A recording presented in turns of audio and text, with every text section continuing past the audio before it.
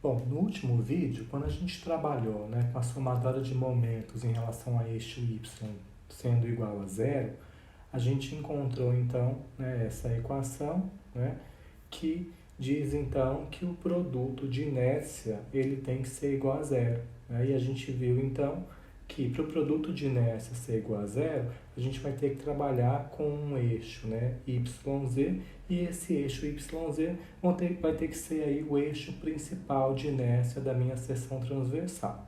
Tá?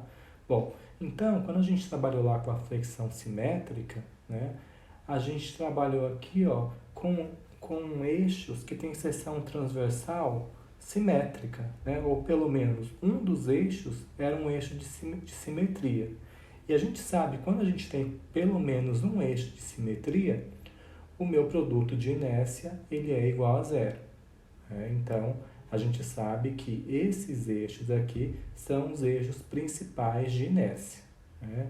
O meu momento M, ele vai agir aqui em torno do meu eixo principal de inércia. Tá? Então, nos dois casos aqui, ó, o momento está agindo em torno do meu eixo principal de inércia, que é o eixo Z, e a minha linha neutra, né, coincidiu aqui com o meu vetor momento. Bom, então o que a gente pode dizer aqui?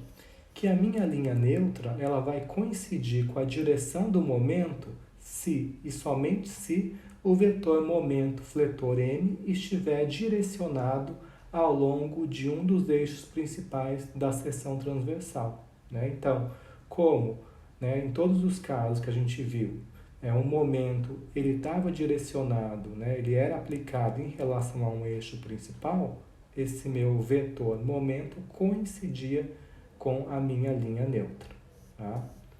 Bom, quando a gente deduziu a fórmula da flexão, então, a gente deduziu que a tensão máxima era igual a mc sobre I, né? E que a tensão era igual a menos my sobre I, onde o I era o momento de inércia da área da seção transversal calculado em torno do meu eixo neutro. Né? Por quê? A gente estabeleceu que o meu eixo Z ia coincidir aqui com o meu eixo neutro. Tá?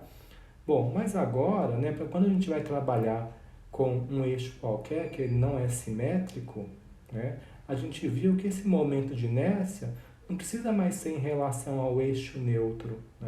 Ele precisa ser, na verdade, calculado em torno do meu eixo principal. Tá? Então, a gente vai poder utilizar essas equações da flexão, mas considerando, então, que esse meu momento é calculado em torno do meu eixo principal. Bom, então vamos ver aqui. Ó. Aqui a gente tem uma seção que ela não é simétrica. Tá?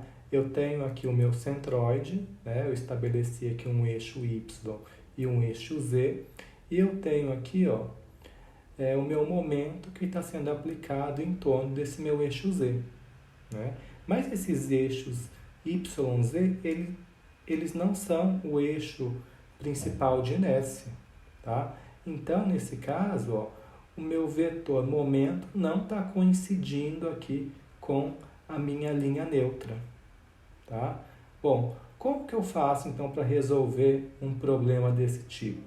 A primeira coisa que a gente tem que fazer é calcular os eixos principais de inércia.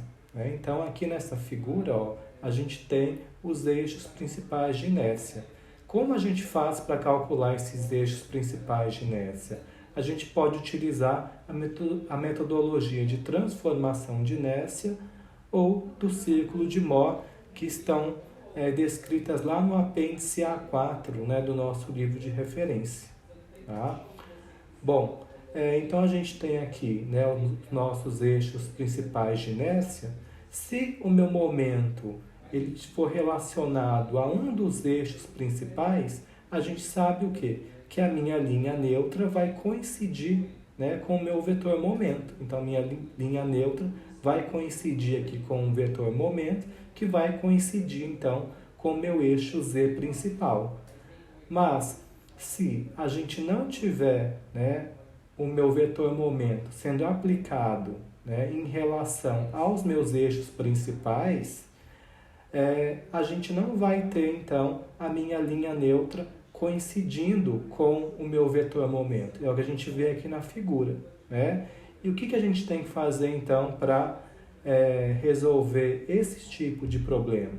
É o que a gente vai ver aí nos próximos vídeos, né? Quando a gente aplica aí um momento arbitrário.